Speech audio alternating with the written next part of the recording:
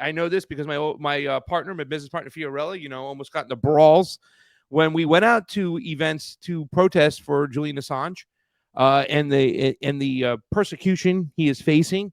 Well, there was this decision that happened today. So if you want answers, you want answers. Yeah, I want the truth. And if you're seeking the truth, you got to get the people who know what's going on when it comes to Julian Assange. So, ladies and gentlemen, we went to the bullpen and we went and got our best reliever there, the right-hander who can throw a 101-mile fastball. She's coming in. Her name is Misty Winston, everybody. Hi, friends. And I don't mean to brag. I do have a really incredible arm, or at least I used to. So I played softball, shortstop. So I do, in fact, have a pretty incredible arm. So you're an athlete, man. I heard you're in the gym. You're lifting the deadlifts. You know what I'm saying? And yeah. Listen, I wouldn't want to piss you off, right? A headlock by Misty Winston nowadays, that can cause some serious brain damage. I'm non-violent, though, Pasta. Come on now. Yeah, but once you're attacked, there's only certain things when you got to defend. Well, then yourself. Just don't attack me. It's pretty simple. Well, there's a lot of people on Twitter that better take that message that constantly tag you on a regular basis. It's keyboard warriors. Oh, yes. Well, it's like their full-time job sometimes, I feel, the way they come out on a regular basis there, Misty. Yeah. I do have a pretty dedicated little troll army that follows me around Twitter. It's so sad. It is so sad. It is. You said one of the best things over one time, a long time ago, when you were talking about it, when you addressed it, you told people to get a hobby, buy a plant, do something. They got too much time in their hands, and all they can do is sit there and attack Misty Winston for her opinions. Right. I'm some chick in Ohio, Pasta. No power, no money, no influence. Just some chick on Twitter with a loud mouth. And if your life revolves around following me around Twitter to obsess over everything I tweet, you should probably rethink things. I'm just saying. They should. But you do have influence. And when it comes to Julian Assange, you also have your finger on the button. You understand exactly what's been going on. You've been an advocate for Julian Assange for quite some time. You've taken to the streets when it comes to Julian Assange. There's so many things going on right now.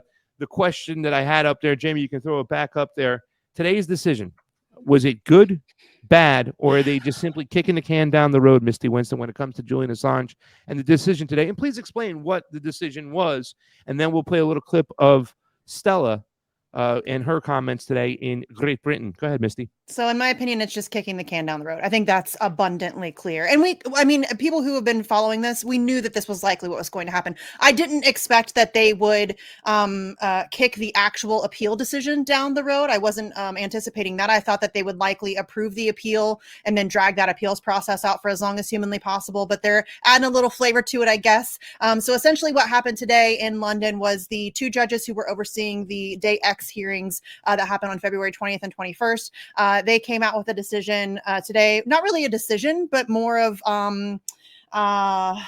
I don't even really know what to call it. It's not really a decision. They essentially said, this is basically what they said, that they think that Julian Assange has grounds to appeal on just 3 of the issues that were raised, none of them being the really significant ones. So essentially is he going to be protected under the First Amendment? Is he going to be treated differently because he's a non-US citizen, that kind of stuff. So the spying and the assassination attempts, none of that stuff is going to be addressed. But they said that they do think that he has grounds to appeal based on those 3 things. So they are giving the United States government until April 16th to provide more assurances, as they call it, which is basically just the United States saying, we pinky promise we're not going to be mean to Julian Assange when we bring him to the United States, which we all know is garbage. United States assurances aren't worth the paper that they're written on. So they've given them until April 16th to submit those assurances. And then there will be another hearing held on May 20th, where they will actually give, at least that they're expected to give, an actual decision on the request for appeal. So they just kicked the can down the road. It's pretty much what we expected would happen, and Julian remains in Belmarsh while all these shenanigans play out. In your personal opinion, Misty, was this non-decision decision?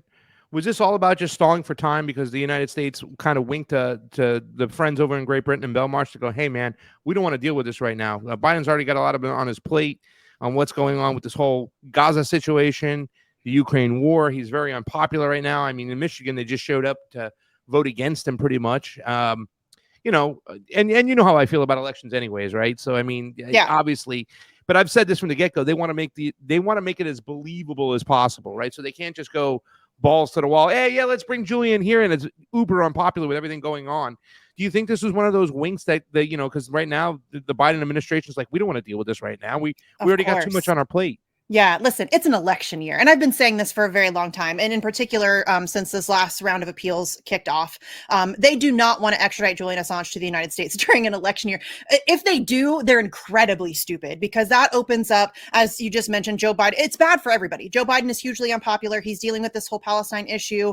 He's dealing with a whole host of other issues, the bridge that you were just talking about, the infrastructure situation with, Transportation Pete over there doing a really stellar job. You're really doing a good job. That bridge down. Totally. But Pete's doing a great job. He's really the best transportation guy we've ever had. But yeah, the Biden administration is a disaster. It is for sure. They're not doing well, but also it's a bad look for Trump too. It's not a good look for anybody. I mean, it was under Trump that Julian Assange was arrested. It was under Trump he was spied on. It was under Trump that the plots to assassinate him were developed. So neither side, I use that very loosely, neither team wants this to play out during an election year. I think that that's a bad look for everybody. So I think that the goal all along, and you know this, I mean, Julian Assange leaked this information to us. He told us exactly how they were going to play this out in the Stratfor files. There's an email exchange where they're talking about how are we going to deal with our Assange problem. And one of the ways that they discuss is, well, we'll just tie him up in legal stuff for the next 25 years. It's exactly what they're doing. The process is the punishment. I don't think that they really care that much about extraditing him. I think that likely if he is brought here and he's tried in extradition court, he will not win, but I don't think that they will give him 175 years. I think it's likely he would get something similar to time served. He's already been in prison for coming up on 5 years. So I think that, yes, I think that this was certainly an attempt for them to dodge, because listen, if he is brought here, it opens up a whole bunch of conversations. I mean, the first of which would be, why are we extraditing a journalist for doing journalism? I think a lot of people who aren't currently paying attention to this case will start to wonder what the hell's going on. But also, it's going to start opening up the questions as to what he revealed, what is actually contained in the leaks. And that conversation is very often left to the side. It's often focused on Julian Assange, and he's a traitor, and he smeared poop on the walls, or whatever other lies and bullshit that they want to throw out about Julian Assange to distract away from the reality of who he is and what he exposed. And I don't think, especially the Biden administration, as they are facing this Palestine issue and the war crimes in Ukraine and Gaza and all of that stuff, that they really want to open up another conversation about war crimes that have been exposed in the past. All right. So, I had a chance to go on OAN and talk about Julian Assange, right? And I was very just happy to do so, because once again, I love to talk to people who are not necessarily in my hemisphere of sorts, or, I don't want to say teams, because, we always use that often, that line, we don't play team sports. Outside our bubble. Right. Okay. We're independent thinkers and whatnot. But yeah. I mean, still, the populist movement, the conservative movement, if I have a chance to go on OAN, and sure, it's not my specialty, but I do use everything you teach me. And I've said this once before, and I said it at the grocery store today, at the pet store, when somebody saw me with my Free Assange shirt on, which I have over there, like, well, are they really going after Assange badly? I said, well, no, they're really coming after all of us. They're just using Assange to get to us. Can you explain really quickly? And I do have some other questions, because I want to get back to Trump. Before we get back to Trump, I want you to lay out why this case is so important, because I think if they can get Julian Assange, who's not even a United States citizen, but if they can get him on these charges and they can use the Espionage Act to do so, what does that mean for citizen journalism or journalism as a whole moving forward? It's over. I mean, I hate to be that blunt about it, but it's over. It's already hanging on by a thread. You know that. I mean, you've seen the way that journalism has been under attack for a very long time. It's incredibly difficult to be a journalist. It's very enticing to kind of go the evil direction and, try to find a corporate job. If you try to remain independent, you are algorithmically, you've been algorithmically suppressed. You've been censored. You've been shadow banned. I've had to go through all of that stuff as well. So it's a really difficult task anyway, just to try to be an independent voice in media. So I think that it's hanging on by a thread as it is. But I think if Julian Assange is allowed to be extradited, that's it. That is final nail in the coffin. That really does end investigative journalism across the globe. This is not just in the United States. I think people need to be very mindful of the fact that Julian Assange is not American. So this is the United States seeking the extradition of a foreign journalist from a third-party country to our to our court system to try him under our Espionage Act while affording him none of the protections of the First Amendment. Now, that's what these so-called assurances are supposed to provide, the assurance that he will actually be protected by the First Amendment. Very clearly, that is not the case. If it were, there would be no extradition order. So, yeah, I think that this case, as far as I'm concerned, I like to boil it down to a single sentence. The United States is seeking global jurisdiction over information and journalism. And if that does not terrify you, I'm not sure what else I can say. Yeah, well, I tell people, like, you know, it starts with the journalism, right? And then it just goes to everybody right now. I mean, can you imagine 10 years down the road, somebody knocks on the door and says, hey, you know, what you posted on social media is no good. Come with us. And I tell that to my cousins about their children. I tell that to my mom and my sister. I'm like, listen, I'm not really necessarily fighting for us. I think I'm 50 years old. I don't have much time here at all. My mom, you know, she's got less time here with her friends.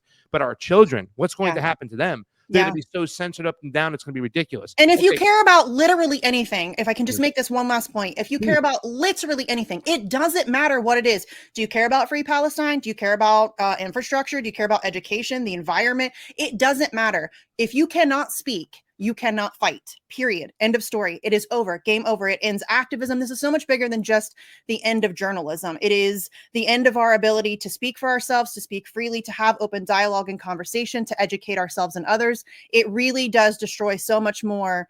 The big picture, I think, is what so often gets lost because the focus has been so Assange centric, and rightfully so. His life is the one that's on the line. But I think people really need to start looking big picture and what the drastic implications are for all of us globally. Well, you know, let's get to Donald Trump because I have limited time with you over here. But I do want to ask about Donald Trump because, you know, obviously, you know, the people who, you know, and I did a show with Steve Poikonen from Slow News Day. We did AM Wake Up, yourself. I talked to a lot of Assange activists. And we often talk about, you know, with Donald Trump and people have this, this kind of mindset that Donald Trump was better than Joe Biden and the Biden administration, you know, as far as freedom of speech is concerned. But a lot of people, even Trump people I know, they say the biggest fault he has is he didn't pardon Julian Assange. But then again, they go ahead and make the excuse for him and say, well, you know, they were going to impeach him if he did kind of pardon Julian Assange. Well, he can't get impeached again. I mean, he can get impeached, but if he gets back into office next time, do you think there'll be any change whatsoever? I mean, it only took 6 months, but now he's coming around on Israel-Palestine right now. He's calling for a ceasefire. It only took 35,000 innocent civilians getting wiped off the map and the whole area, you know, ethnically cleansed. But he's coming around. I mean, do you see any hope? I'm not sure he's calling for a ceasefire for the right reasons. He's calling for a ceasefire because Israel publicly broadcasting their numerous war crimes is a bad look, and he knows it. And he's concerned about the PR of that situation. He still fully supports Israel. There's no question about it. But no, there's going to be no change. And this is what's so frustrating for me about Trump supporters, who I have no issue with. You know that. I don't care who you voted for. I genuinely do not. And I feel like Trump supporters, generally speaking, are Assange supporters. They get it. They understand the implications. They get that free speech is important. It's a thing that didn't used to be the case. That free speech was, kind of a right-leaning issue. It used to be the opposite, but we've definitely seen that shift take place. Yeah. But this is not, you're right. They try to make all of these excuses, and you'll say, they'll say that his biggest fault was that he didn't pardon Julian Assange. But then when you bring up the fact that it was, again, Trump who had him arrested, Trump who spied on him through UC Global using Sheldon Adelson's money, and Trump who was president when those assassination attempts were drawn up under Mike Pompeo. That's all him. And you cannot keep making excuses for him. And the reason why you cannot keep making excuses for him is that this is not a one-off. This is a pattern of behavior. There is a video of Donald Trump in 2011, I think it was, very soon after the 2010-2011 releases came out about the Iraq and Afghanistan war logs and all of that stuff. And I think it's with Brian Kilmeade from Fox and Friends. And he's asked about the Assange situation and the WikiLeaks releases. And Donald Trump says, and I quote, "I think there should be the death penalty or something." So this is not new. This is not, Trump surrounded himself with bad people and now suddenly he hates WikiLeaks. That's not the case. Yeah. He has never been a supporter of free speech. And then while he was president, he also spoke about the idea that he thinks that we should be able to jail journalists so that we can squeeze them for their sources. This guy is not a press freedom advocate. He's not your friend. This was not a one-off. And it's, I think we need to be very aware of that. I think Trump supporters need to really come to terms with that and then consider whether or not that's something they're willing to overlook. Beautiful, beautiful Israel, says Donald Trump. And when he was asked by Candace Owens about both, Snowden and Assange, I mean, he was able to, hide his answer, but he said, I think one of them, should be let go. The other one, I don't know about. And I think damn well he was talking about, Julian Assange. Somehow that satanic blob of Jello as Whitney Webb likes to call Pompeo, convince Donald Trump that, Julian Assange needs to be wiped off the face of the earth. You know what I'm saying? So that's that. So here's my last question to you. If, in fact, we do see what we hope, I think, is a victory, the fact they decide not to extradite him, is there a chance whatsoever, in your personal opinion, Misty, that Assange will be set free, or will he die in a Belmarsh prison? Oh God, that's such a heavy question. And I want, like, you know me, I'm a naturally cynical person. I realize I'm very self-aware about it. I realize it's not a flex. That's one of my red flags, is I'm incredibly cynical. So the cynic in me thinks that we're screwed and that there is no chance that they're going to let this man out of prison. However, and you know this, I've said this numerous times before, if I didn't have a tiny bit of hope in my otherwise cold, dead heart, I wouldn't do what I do. I wouldn't spend this much time, energy, and effort fighting this fight. I think that it's a fight worth fighting, regardless of whether or not we win. I mean, listen, as Chris Hedges has said, I don't fight fascists because I'll win. I fight fascists because they're fascists. And to me, that's what this fight is about. It's about fighting back against very obvious fascism. I mean, that's what the first thing fascists do is silence dissent, and go on the censorship train. So I think that this is, and again, like I said, for me, and you can disagree with me, I think I'm correct. To me, this is the front line for every other fight that we're facing, because again, you can't fight for anything if you can't speak. So do I think that they're going to let him out? I think certainly it's a possibility. I think it very much depends. I think I'll have a better idea. I think if Trump gets elected again, honestly, I think that Julian might be screwed.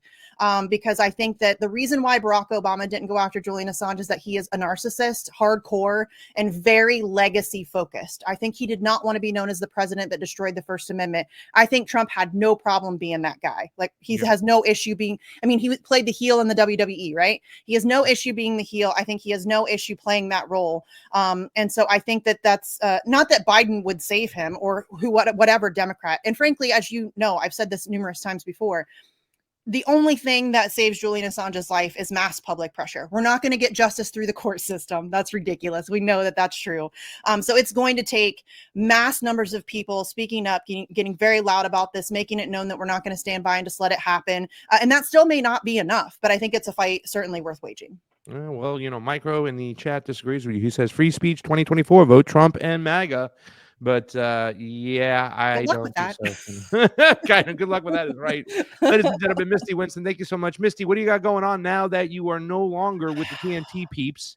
You're now doing your own thing, because I did hear one thing you said, you ain't going away. No. I ain't going nowhere and stuff. No, I'm not going anywhere. So I'm gonna where can we find more Misty Winston then? I'm going to bring the Misty Winston show back, just independently. So we're working on details and things like that. I've got Sleepy working on logos and stuff like that. So I've just been kind of taking some time off of doing like a regular show. Obviously I make appearances on a regular basis. I'll be on RBN tonight. Where else am I going to be? Fault Lines tomorrow morning. I'm on Critical Hour all the time. Like I'm all over the place doing regular appearances. And then we also brought the Assange vigils back, the Action for Assange vigils back. So I saw that. I woke up early this morning and covered the decision live this morning, and then we also did a vigil last week. So those are going to be a regular thing. Sleepy and I are going to do them. Andrew might pop in now and then. And then once I have a start date for my new show, I will Twitter's probably the best place. I'm there all the time. Is there any protests or planned events to get back in the streets that you got going on right now? I mean, I have to dust off the old Assange shirt and get back out there and stuff. And I really got to tell you the truth. It's not just that you're my friend and I love working with you and I love what you stand for, but we were really ahead of the curve when it came to a lot of things. That Julian Assange event we did and the fuck censorship event, when we got it in the streets, I mean, we saw it coming miles away. And, I mean, I hate to be the one of the person because I don't like to gloat, but, we told you so, and look where we're standing right now. Julian Assange means that much. He's just like his father said, this is about the First Amendment. And you are right. I conceded to you a long time ago because, elections obviously were my number one issue, because I feel if you take away our decision, then you take away our democracy, you take away our choice. But if you don't even have your voice, you can't even make that choice. So, that's why I bow down to you and said, you're right, Misty. This is the most important issue of our time. When are we going to have another event and get in the streets? So there's always events taking place. I always recommend that people follow my friend Alex Hills on Twitter and on Facebook. She runs the account called Candles for Assange. It's the number 4, Candles for Assange. So Alex does a great job of, there are events taking place on a regular basis across the globe. For example, in Germany, they are relentless. In London, there's events on Wednesday, and there's multiple events on Saturday. So there, at multiple times throughout the week, there are events all across the globe. And so what Alex does is she kind of collects all of those and compiles them, and then broadcasts them out, publishes them out from one central location. So it makes it a little bit easier for everybody to find them. And if there is a certain date that we are all organizing around, for example, April 11th is the 5-year anniversary of Julian Assange being in Belmarsh. Yeah. There will be events taking place all over. So when something like that arises, where there is a bunch of global events centrally around one specific date, she'll do a thread where you can just scroll down through and try to find different events. And if you yourself are organizing an event, she's happy to help you with graphics and with promoting it and things like that. So certainly seek her out so that she can help you with that. But yeah, go to Candles for Assange and make sure you follow her so that you can keep up with all of that stuff. And then also, if you're in the United States, I need to ask you to please, there is bipartisan legislation currently in the House right now. It's House Resolution 934. And this is a piece of legislation that calls for the protection of regular journalistic activities and also for dropping the case against Julian Assange. So if you would have told me even 2 years ago that we would have a piece of bipartisan legislation in the House that mentions Julian Assange by name, I would have laughed at you. Yeah. But here we are. So, and listen, you know me, I don't put a lot of stock or trust in politicians. However, I do think that we should use all of those tools to pressure and put pressure on these power structures. And making phone calls, super easy, takes 2 minutes. Almost certainly you're going to get an answering service. Sometimes you'll get a human being intern.